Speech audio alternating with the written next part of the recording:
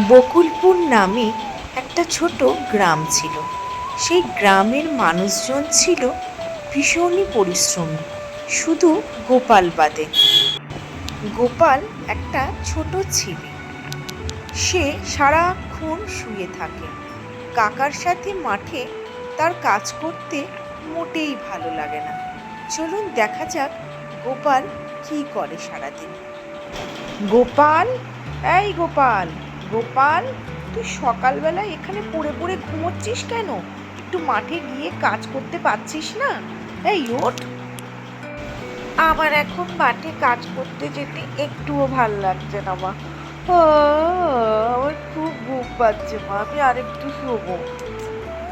মাঠে গিয়ে দেখগে যা, তোর বাবা কাকারা সেই সকাল থেকে পরিশ্রম করছে, আর তুই ঘরে পড়ে পড়ে ঘুমোচ্ছিস।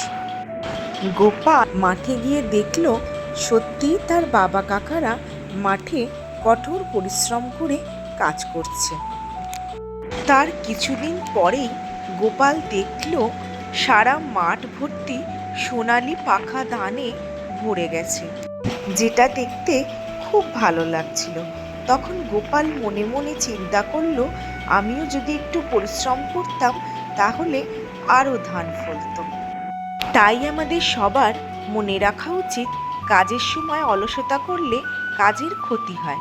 তাই সঠিক সময়ে সঠিক কাজ করে নেওয়াই ভালো।